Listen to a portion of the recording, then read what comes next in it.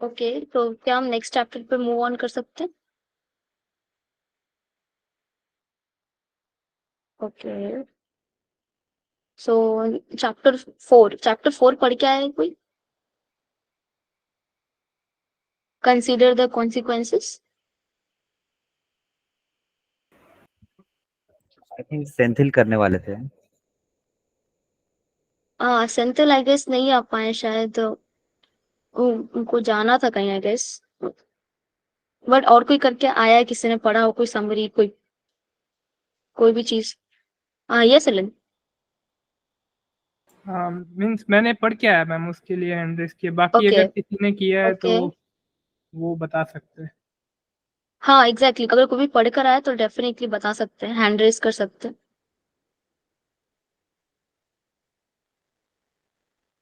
हम्म, मैं पढ़ा है लेकिन मैं उसको एक्सप्लेन नहीं कर पाऊंगा उतने अच्छे से। ओके। इसमें मतलब चैप्टर का नाम है जैसे हम्म, कंसीडर 10 consequences।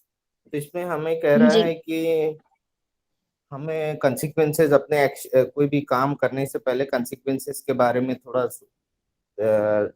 सोचना चाहिए कि उसका रिजल्ट क्या आएगा। और फिर इसमें हम कोई भी अगर उसका आउटकम क्या होगा उस पर ज्यादा ध्यान देना चाहिए, ना कि काम के ऊपर कि कोई भी काम कर रहे हो तो उसका आउटकम लॉन्ग टर्म में क्या होगा। ये थोड़ा कहना चाहता था।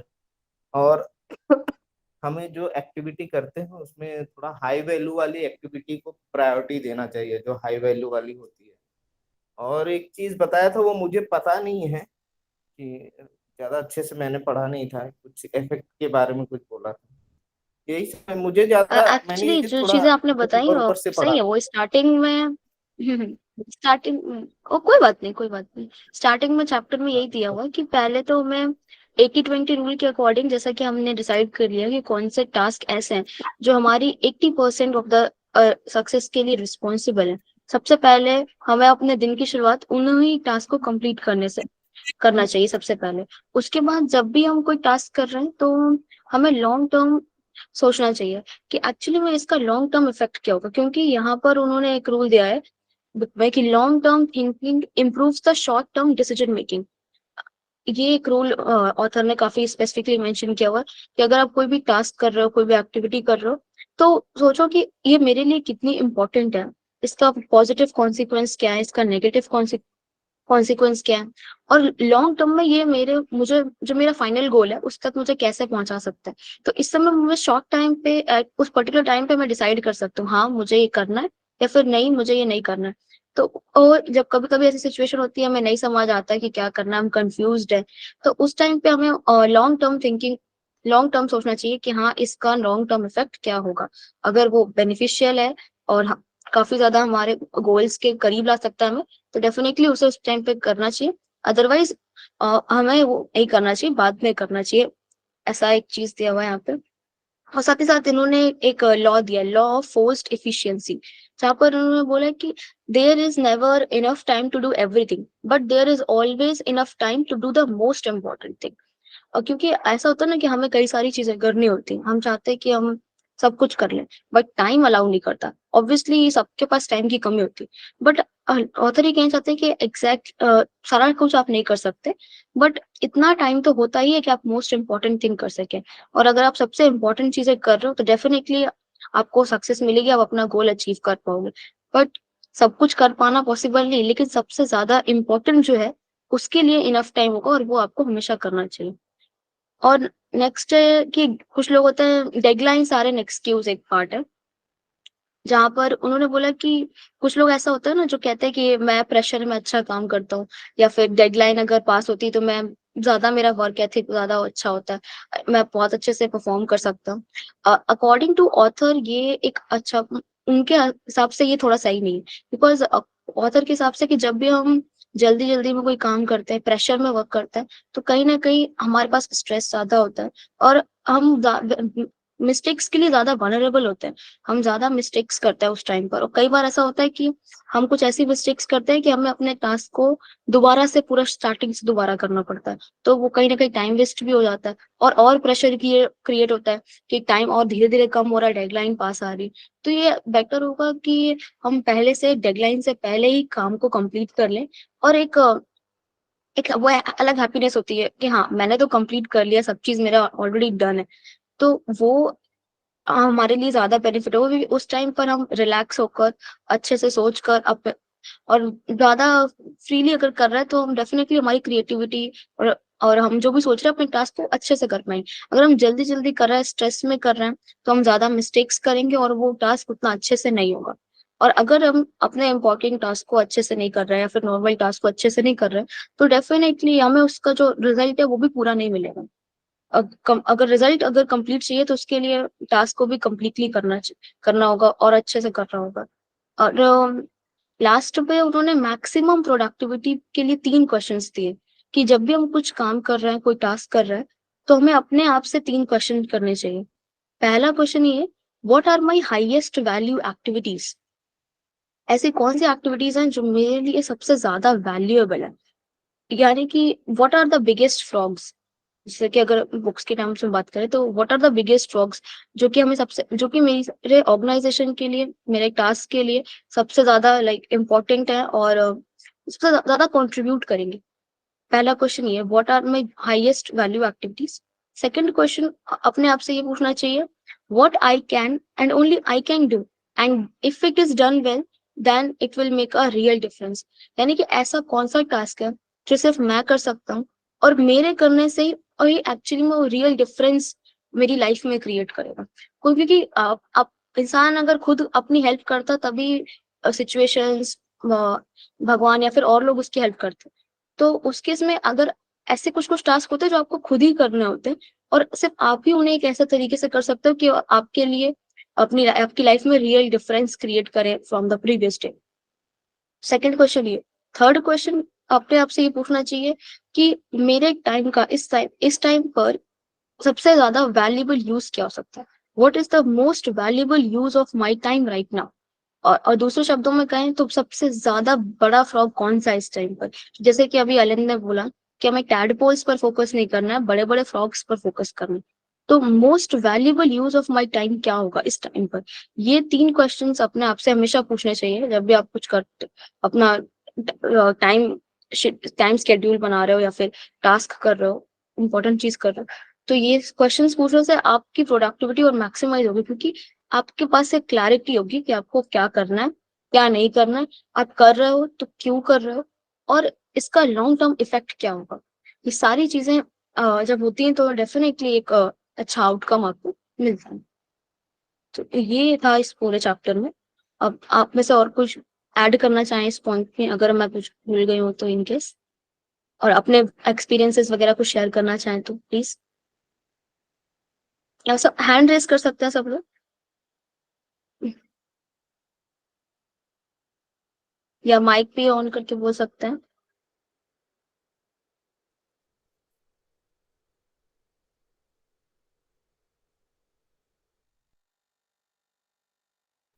अलिंद अगर कुछ ऐड करना चाहे तो सब तो आपने बता ही दिया। मैम इसमें मतलब मेरा ये था कि जैसे लॉन्ग टर्म थिंकिंग का है, तो कई बार अपन किसी बड़ी कंपनीज के सीईओ का स्पीच सुन रहे हैं या फिर कुछ उनका आर्टिकल पढ़ रहे हैं, कई बार हमें लगता है कि ये बकवास कर रहा है, क्या बोल रहा है कुछ समझ ही नहीं आ रहा है। तो बट 6 महीने बाद या 1 साल बाद जब एनुअल रिपोर्ट आती है या एंड रिजल्ट्स आते हैं तो कंपनी बहुत ज़्यादा प्रॉफिटेबल होती है।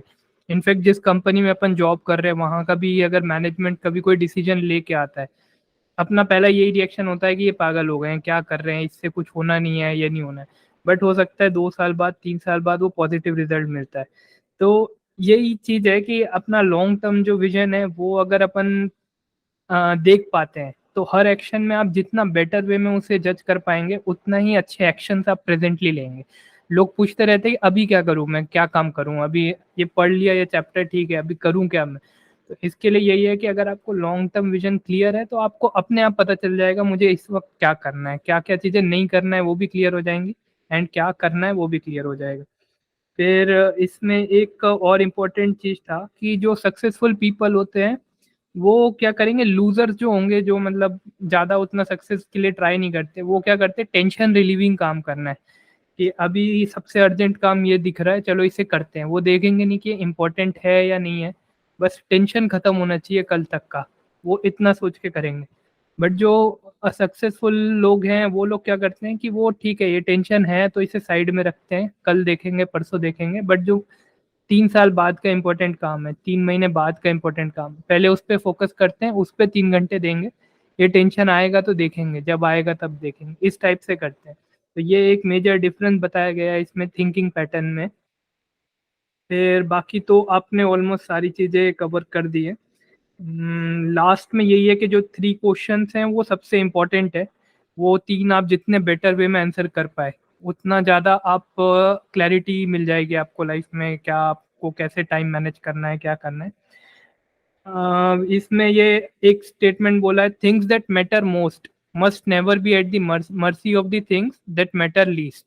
तो वही अल्टीमेटली प्रायोरिटाइजेशन की बात की जा रही है। और फाइनल जब इसमें एप्लीकेशन जो बोला गया है कि आपको एक वो जो आपकी लिस्ट चल रही है उसमें आपको टास्क जो है उनको ये चेक करना है कि कितने इम्पैक्टफुल टास्क हैं, इनमें से कौन से टास्क हैं जो मैं अभी कर रहा हूँ बस अभी खत्म हो जा रहे हैं, कौन से टास्क हैं जो मुझे रियल टर्म में लॉन्ग टर्म में बेनिफिट देंगे, वो टास्क को आपको और प्रायोरिटाइज करना है। उसके लिए एक टाइम स्लॉट या टाइम बुक करके रखना है। और लास्ट में ऑथर यही बोलते हैं कि सिर्फ बात मत करो, बात करने से सिर्फ आपका दिमाग गर्म होगा, आप एक्चुअल में एक्शन लो, काम कंप्लीट करो, देन ओनली आपको एक सेटिस्फेक्शन मिलेगा, आपको एक ओरिएंटेशन मिलेगा, गोल मिलेगा।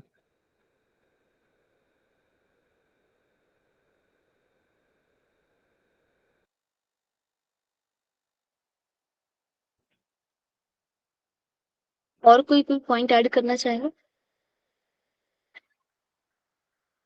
ये सक्षम।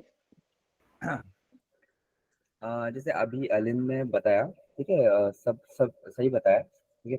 बस एक जगह मुझे थोड़ा डिसएग्रीमेंट है, जहाँ उन्होंने एक एग्जांपल दिया था कि अगर कोई टास्क इम्पोर्टेंट है, वो 3 साल बाद हमें अच्छा रिटर्न या कुछ रिजल्ट देने वाला है, ठीक है, तो उसे हमें पहले करना चाहिए, और जो अर्जेंट है, ठीक है, उसे हम बाद में देखेंगे। बट मेरे ख्याल से जो अर्जेंट है वो करना भी जरूरी है, बट उसमें भी हम उसे डिफरेंशिएट बोल सकते हैं, सीक्रेट कर सकते हैं। जैसे एक हमने क्वाड्रेंट वाला रूल देखा था शायद, एटॉमिक हैबिट्स में भी, ओके, उसमें बताया था कि 4 क्वाड्रेंट्स बताए थे। यहाँ पे बताया था कि इम्पोर्टेंट एंड अर्जेंट, ठीक है, फिर urgent but not important, then not important and not urgent, and important but urgent. तो उस हिसाब से अगर आपका अर्जेंट काम अगर इम्पोर्टेंट भी है, तो I think you should do it first, right. तो ये एक पॉइंट था। एग्जैक्टली। हाँ, इस बात से तो मैं भी एग्री करूंगी कि मतलब Yeah. अगर अर्जेंट है और इम्पोर्टेंट तो डेफिनेटली करना ही होगा, क्योंकि इस चैप्टर में प्रायोरिटाइजेशन पे सबसे ज्यादा फोकस किया गया है कि कौन सी चीज हमारे लिए सबसे ज्यादा इम्पोर्टेंट है, उस पर सबसे ज्यादा फोकस किया गया है।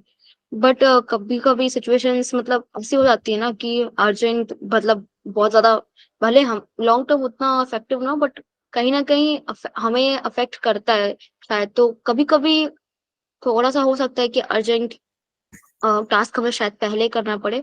बट अगर आप खुद जैसे अपना दिन प्लान कर रहे हो, लाइक जैसे अगर कोई स्टूडेंट है या फिर वर्किंग प्रोफेशनल है, अगर स्टूडेंट की बात करूं मैं, तो वहां पर जैसे हमें ये पढ़ना है, ये चैप्टर्स कंप्लीट करना है ना, तो वहां पर वो इम्पोर्टेंट टास्क को थोड़ा ज्यादा प्रायोरिटी देनी चाहिए।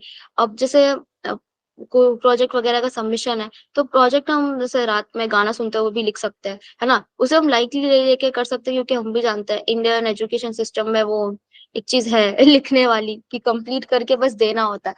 तो बहुत सारे बच्चे होते हैं ना जो उसको बहुत सीरियसली लेते हैं और फिर पढ़ते नहीं है, बस जरा की प्रोजेक्ट ही बना रहे हैं, उसी में बहुत टाइम वेस्ट कर रहे हैं। तो वहां पर वो चीज फॉलो नहीं होगी। अगेन, जो भी पॉइंट ऑथर ने दिया है वो मोस्ट ऑफ द केसेस में तो है वैलिड, बट कहीं ना कहीं कुछ कुछ केसेस है जहाँ पर नहीं। तो हमें खुद मतलब थोड़ा सा डिफरेंशिएट करना पड़ सकता है कि कब कैसे करना है, बट इम्पोर्टेंट और अर्जेंट टास्क सबसे पहले होना चाहिए, और जो long term effect of course वो भी काफी इम्पोर्टेंट है मेरे हिसाब से। और कोई पॉइंट ऐड करना चाहेगा? यस मैम, मैं कुछ हाँ पॉइंट जो मेरी बोलिए। जो बेस्ट लर्निंग है, मैं सिर्फ उसको ही रिपीट करना चाहूंगा। वैसे तो सारे पॉइंट्स कवर्ड हो गए, लेकिन जो इसमें सबसे बड़ा मुझे जो लर्निंग लगा है कि कंसीडर द सीक्वेंसेस। तो जो भी हमारी इम्पोर्टेंट चीजों है, तो जो जो काम सबसे इम्पोर्टेंट है और जिसका मुझे सबसे ज्यादा कॉन्सिक्वेंसेस मिलेगा, जिसका मुझे सबसे ज्यादा पॉजिटिव इम्पैक्ट जिस टास्क का मिलेगा, मुझे उसको प्रायोरिटी देना चाहिए, ना कि ऐसे किसी टास्क को जो कम इम्पोर्टेंट है और इसी में हम लोग ज्यादातर अपना फजूल टाइम वेस्ट कर देते हैं। और इसी तरह से अगर मैं कोई काम अगर नहीं करता हूँ तो उसका क्या कॉन्सिक्वेंसेस हो सकता है। जैसे मेरे लिए एक प्रायोरिटी टास्क इंपॉर्टेंट है कि मुझे ये पहले करना चाहिए, लेकिन मैं वो डिले कर रहा हूँ और उसके जगह वो काम को प्रायोरिटी दे रहा हूँ जो इम्पोर्टेंट नहीं है। तो फिर हमें ये भी सोचना चाहिए कि अगर मैं ये नहीं करूंगा तो इसकी वजह से मेरा नुकसान क्या हो जाएगा। मेरी एग्जाम है, कल मेरे एग्जाम है, आज मैं पढ़ रहा नहीं हूँ, तो फिर मेरे लिए प्रायोरिटी यही है कि मुझे एग्जाम के लिए प्रिपरेशन करना चाहिए, रादर देन अगर खेलने चले जा रहा हूँ। तो ये भी चीज हर एक टास्क में ध्यान देना चाहिए। ये मेरे लिए काफी अच्छा लर्निंग था इसके अंदर के कॉन्सिक्वेंसेस को ध्यान में अपने रखना चाहिए जो भी टास्क किया जा रहा है। और जो आपने जो बोला था कि एक सबसे जो बेहतरीन जो इसके अंदर एक लर्निंग है, यही है कि सारी चीजें पूरा करने के लिए भले ही हमारे पास वक्त नहीं हो, लेकिन सबसे इम्पोर्टेंट वर्क करने के लिए हमारे पास जरूर वक्त होता है। तो ये मेरे लिए काफी बेहतरीन लर्निंग रही है कि हाँ, हम यही करते हैं कि जो सारी चीजों पे हम अपना टाइम लगा देते हैं, लेकिन वो एक काम नहीं करते। हम बहुत सारे काम देखते हैं, मेरे पास 10 काम पड़े हुए, अरे 10 की वजह से हम एक भी नहीं करते कि टाइम नहीं है, मेरे पास टाइम नहीं है। लेकिन अगर मैं वो एक इंपॉर्टेंट टास्क कर लूंगा सबसे अच्छा, तो मुझे एक इंटरनल सेटिस्फेक्शन मिलेगा कि हाँ, भले ही मैंने सारी चीजें नहीं कर पाया, लेकिन कम से कम ये एक इंपॉर्टेंट चीज तो मैंने कर ली है। तो ये मेरे लिए काफी अच्छी लर्निंग है। और दूसरा एक जो सबसे लास्ट पॉइंट है ये मेरा, यहाँ पर फ्यूचर के बारे में हमको सोचना चाहिए। यूजुअली नॉर्मली हम इतना लॉन्ग टर्म का सोचते नहीं है कि आज अगर मैं कोई लर्निंग कर रहा हूँ, कोई स्किल सीख रहा हूँ, तो वो फ्यूचर में मुझे क्या रिजल्ट देगी और इसका मुझे फ्यूचर में क्या बेनिफिट होगा। हम सिर्फ सोचते हैं कि बस अरे मतलब थोड़े दिन ट्राई किया, एक हफ्ता 15 दिन, फिर हम उसको छोड़ देते हैं, बोलते हैं नहीं हो रहा अपने से, यानी। लेकिन वही अगर हम अगले उसको 6 महीना या 1 साल इन्वेस्ट करते वो स्किल में, तो फ्यूचर में उसके काफी बेहतरीन रिजल्ट्स मिल सकते हैं। तो फ्यूचर के बारे में सोचते हुए और उसके कॉन्सिक्वेंसेस को ध्यान देते हुए उस टास्क को प्रायोरिटी और इम्पोर्टेंट देना चाहिए, तो वो हमारे लिए काफी बेहतरीन हो। और लास्ट में जो 3 क्वेश्चंस थे, वो एक काफी अच्छी लर्निंग है ये जो चैप्टर्स में बोला कि मतलब what are your most impactful activities. एक ये था what can you do alone, जो आपने ऑलरेडी एक्सप्लेन किया है। And what is the best use of your time at this moment of time, क्या इंपॉर्टेंट है जो तुमको अभी करना चाहिए और क्या नहीं करना चाहिए। जहां पर ये इंपॉर्टेंट दी जा रही है कि क्या करना चाहिए, वहां पर ये भी चीजें ध्यान देना है हमें कि क्या अभी मेरा अभी जो वक्त है उसको सबसे बेस्ट मैं किस तरह से यूज करूं और क्या नहीं करूं। ये भी इंपॉर्टेंट, क्या करूं तो ये इंपॉर्टेंट है, मगर इस वक्त क्या नहीं करूं और क्या करूं ये भी एक इंपॉर्टेंट। तो these are my learning. Thank you so much for the opportunity. Yes.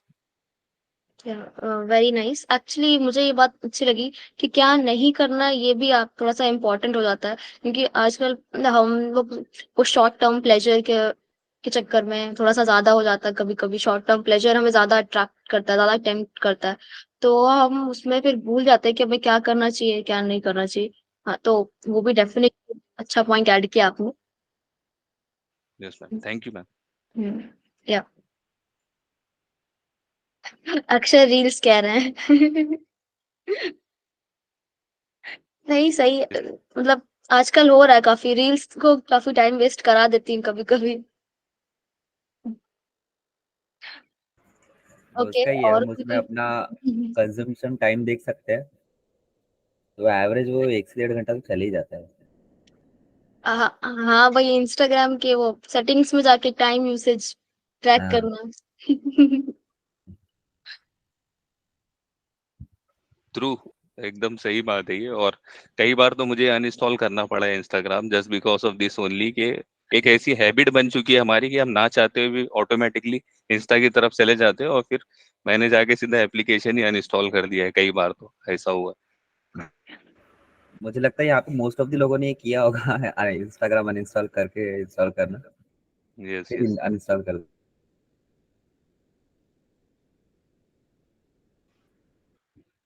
So I'm enjoying the session. The session is very good, and everyone is like talking very well, I would say. Yeah, thank you. Thank you so much. मैं आपसे ये कहूंगी कि आप कोशिश कीजिए और regular रहने की, और सेशंस और अटेंड कीजिए, है ना।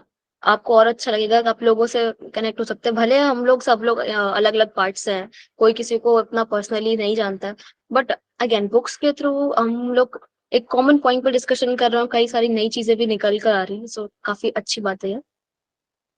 ओके, नेक्स्ट चैप्टर काफी हम लोग स्टार्ट कर सकते हैं क्या? Chapter number 5, practice creative procrastination.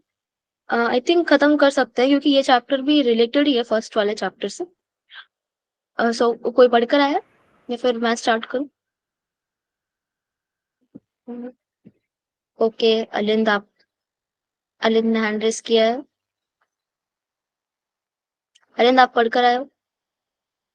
हम पढ़ के आए हूँ, बट आप बता दीजिए, कोई इशू नहीं। ओके ओके, तो मैं स्टार्ट करती हूँ। अगर मैं कोई पॉइंट्स मिस करती हूँ तो डेफिनेटली आप लोग ऐड कीजिएगा। प्रैक्टिस क्रिएटिव प्रोक्रेस्टिनेशन में बेसिकली यहाँ पर बोला गया है कि आपको स्मॉल टास्क्स को जानबूझकर प्रोक्रेस्टिनेट करना है।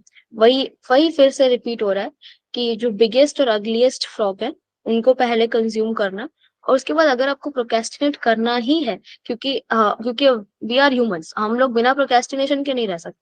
कुछ ना कुछ तो टालने की आदत, लेजीनेस रहती। तो अगर प्रोक्रेस्टिनेट करना ही है तो सोच समझकर जानबूझकर प्रोक्रेस्टिनेट करो, और उन चीजों को प्रोक्रेस्टिनेट करो जो कि छोटे छोटे टास्क हैं, और अनइम्पोर्टेंट चीजों को प्रोक्रेस्टिनेट करो, उससे तो कोई प्रॉब्लम हुई होगी।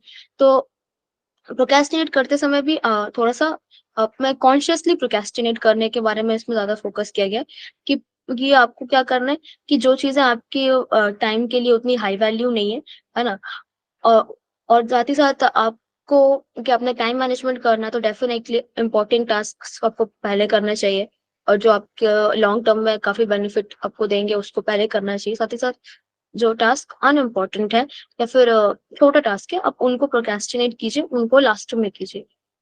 तो यहाँ पर ये बोला गया, और साथ ही साथ टाइम मैनेजमेंट पर इसमें एक चीज बोली गई थी कि आपको नो बोलना सीखना है। यूजुअली हम आपको नो बोलना सीखना है, क्योंकि कई बार ऐसा होता है आपको पता है कि आपके लिए ये चीज इम्पोर्टेंट नहीं है ना, तब भी आप नो लाइटली बोलते हो, तो बाकी सारे लोग आपको मतलब फोर्स करते हैं, बोलते हैं नहीं चलो या फिर ये करो। तो उससे क्या होता है कि हम अपने डिसीजन पर फॉर्मली नहीं टिकते हैं, और फिर क्या होता है कि हम वो काम करने लगते हैं जो एक्चुअली में हमारी विल के अगेंस्ट होता है, या फिर कहीं ना कहीं अंदर अंदर हमें पता होता है कि हाँ हमारा टाइम वेस्ट हो रहा है, बट हम सबके सामने क्लियरली नहीं बोल पाते। तो हमें उसका थोड़ा करेज दिखाना चाहिए, और फर्मली ग्रेशियसली नो बोलना चाहिए, मतलब पोलाइटली नो बोलना चाहिए सामने वाले को कि नहीं मैं नहीं कर सकता, आई एम सॉरी। बट क्योंकि आपको पता है कि आपके लिए क्या इंपॉर्टेंट है, और आपको उस पर्टिकुलर टाइम पे आप कुछ वैल्यूएबल कर सकते हो, कुछ इंपॉर्टेंट कर सकते हो, जो कि अगेन आपके लॉन्ग टर्म के लिए इंपॉर्टेंट है। साथ साथ आपका एक टास्क फिनिश हो रहा है, तो वो भी अब सही है। तो वहाँ ये चीज बोली गई है। और तो और यहाँ पर पोस्टेरियोरिटीज के बारे में एक बोला गया था कि एक होता है प्रायोरिटी और एक होता है पोस्टेरियोरिटी।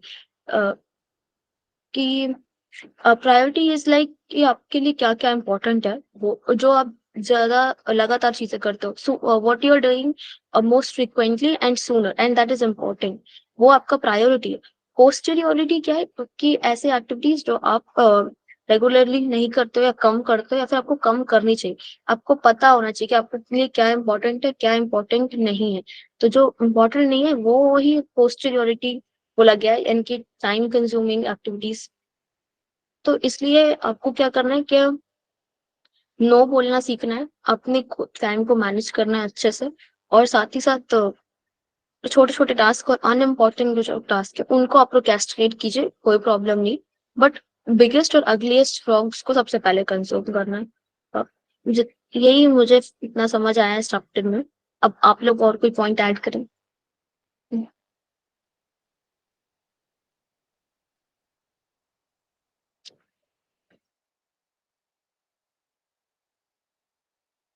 ये सेक्शन हाँ हाँ, आपने जैसे वो एक पॉइंट ऐड किया था नो बोलने के लिए।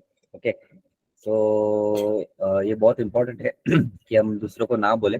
ओके, बट एक्चुअली जो शायद हमारे ध्यान में नहीं आता वो ये होता है कि जब हम दूसरों को ना नहीं बोल पाते ना, तो वहाँ पे एक बहुत सारा परसेंटेज ऐसा होता है कि जहाँ हम एक्चुअली कन्विंस होते हैं उस चीज से कि यार हमें करना चाहिए, या फिर कंफ्यूज होते हैं विद इन कि हमें करना है या नहीं करना है। तो मेरे ख्याल से वहाँ पे सबसे मेन ना बोलना है, अगर सीखना है तो हम सबसे पहले खुद को ना बोले भी मुझे ये चीज नहीं करनी है।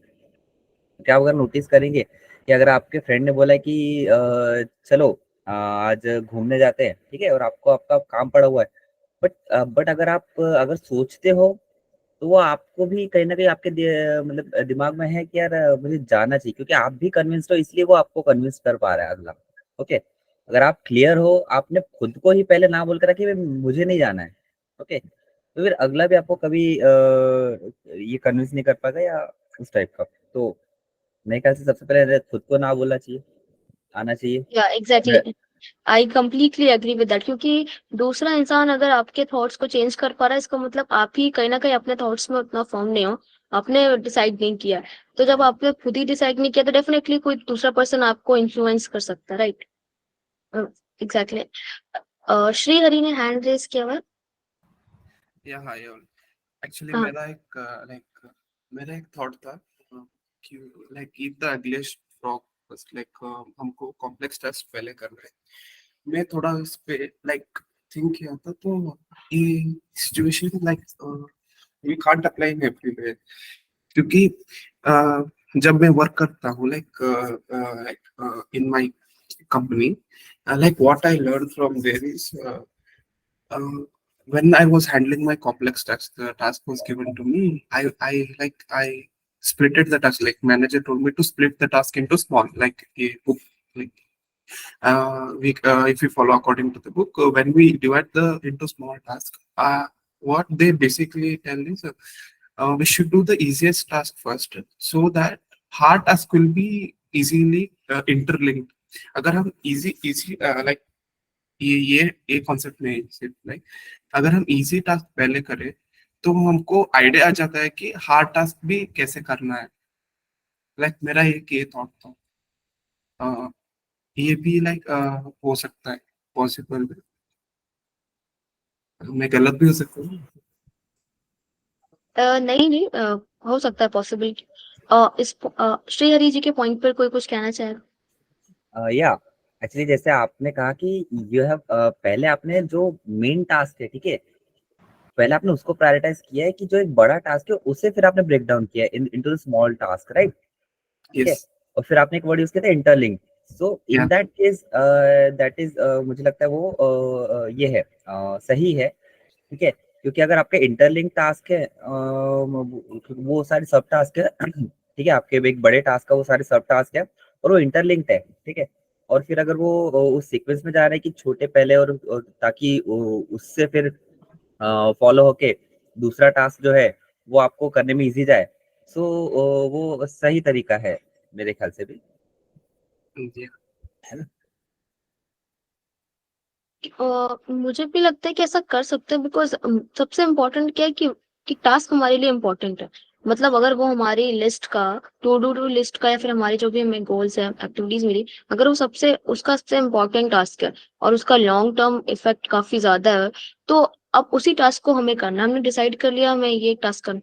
अब हम उसी टास्क को अगर फर्दर छोटे छोटे पार्ट्स में ब्रेक डाउन करके कर रहे हैं, तो अल्टीमेटली हम टास्क तो अपना कंप्लीट ही कर रहे हैं। तो ऐसा कर सकते हैं, राइट? क्योंकि अल्टीमेटली हमें अपने गोल को अचीव करना है, और सबसे इम्पोर्टेंट जो चीज है अपनी लाइफ में वो करनी है। और वो हम अब उसको छोटे छोटे पार्ट्स में अगर ब्रेक डाउन करके कर रहे हैं, क्योंकि स्मॉल स्मॉल स्टेप्स से ही ग्रोथ होती है। सारा काम आप एक साथ इकट्ठा नहीं कर सकते, बट क्यों इस तरह से भी करना, इसका राइट, कर सकते हो। और कोई कुछ कहना चाहेगा? कोई अपना कोई एक्सपीरियंस शेयर करना चाहे ये इससे रिलेटेड, या फिर और जो हमने अभी प्रीवियस चैप्टर्स डिस्कस किया उससे रिलेटेड?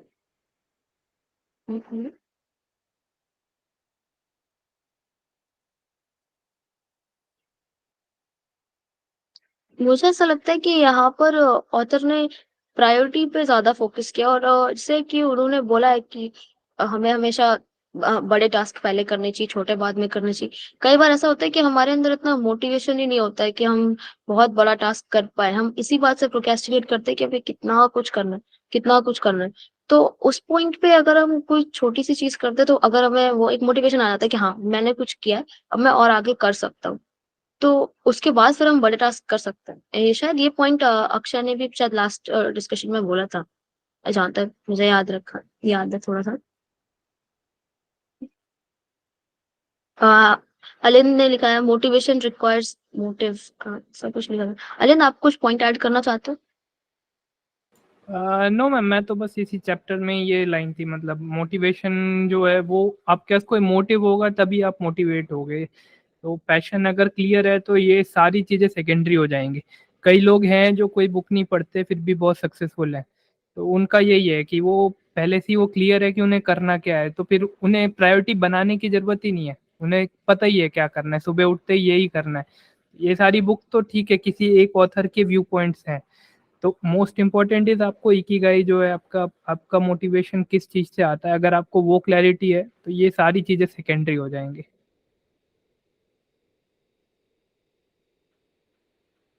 एग्ज़ैक्टली क्योंकि क्लैरिटी बहुत ज़्यादा इम्पोर्टेंट होती है लाइफ में। तो और कोई कुछ पॉइंट ऐड करना चाहेगा? प्रशांत जी हैं हमारे साथ, आसिफ, घनश्याम जी, आप लोग कुछ पॉइंट ऐड करना चाहेंगे?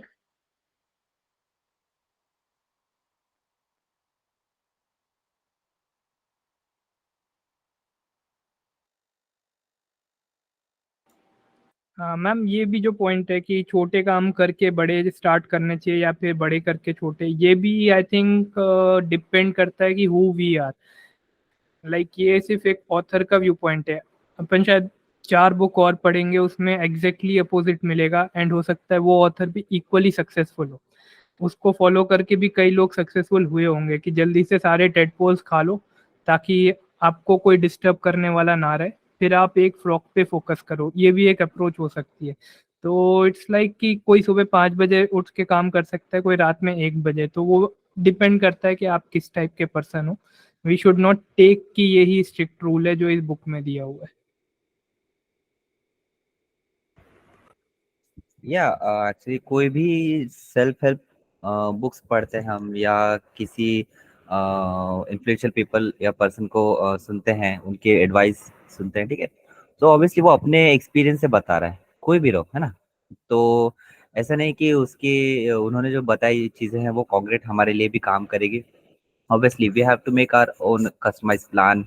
हमें अपने खुद के प्लान अलग से, मतलब अपने हिसाब से बनाने होंगे, अपने हिसाब से प्रायोरिटाइज करने होंगे, एंड वही हमारा जो है हमें रिजल्ट्स मिलेंगे, हमें हमारा सक्सेस आएगा, राइट। यस, हाँ I completely agree with that.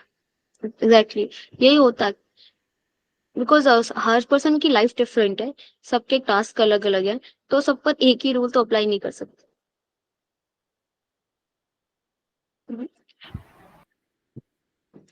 सो हमने आज से जितने भी चैप्टर्स थे और चैप्टर 3 4 5 3 चैप्टर्स हमने डिस्कस कर लिए हैं।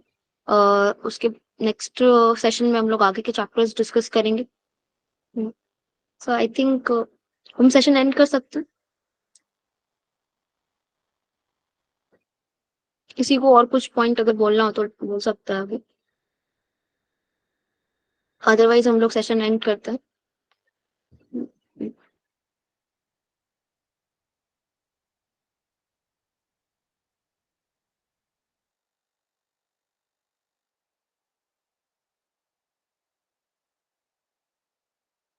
अच्छा, नेक्स्ट सेशन के लिए हमें डिस्कस करना चाहिए ना, नेक्स्ट सेशन में कौन चैप्टर कौन पढ़ाएगा या कौन। नेक्स्ट देखिए, नेक्स्ट चैप्टर मैं सबसे सभी लोगों से यही बोलूंगी कि सभी लोग ऑनलाइन वीडियो बुक्स वाले में आप लोग आगे के चैप्टर्स डेफिनेटली देखते रहिए। चैप्टर 6 चैप्टर 7 चैप्टर 8, मतलब जितना भी आपको टाइम मिलता है उसके अकॉर्डिंग आप लोग चैप्टर्स देखते रहिए और डेफिनेटली पढ़ के आइए। हम लोग डिस्कशन करेंगे। एक रिस्पॉन्सिबिलिटी तो है कि हमें डिस्कशन करना, साथ ही साथ अगर हम पहले से पढ़ के आते हैं तो हम ज्यादा पॉइंट्स ऐड कर पाते हैं। एक अच्छा और एक फ्रूटफुल डिस्कशन होता है, जैसे कि आज सभी लोगों ने पॉइंट ऐड किए, तो बहुत अच्छा लगा मुझे। अपने टाइम के अकॉर्डिंग सब लोग कोशिश कीजिए, सभी लोग कि पढ़कर आए। और अगर अब ऐसे अब चाहे आसिफ तो आप नेक्स्ट सेशन स्टार्ट कर सकते हैं, जैसे आज आपने स्टार्ट किया था, ऐसे आप स्टार्ट कर सकते हैं चैप्टर 6 अगर आप लाइक आपका टाइम अलाउ करता है तो।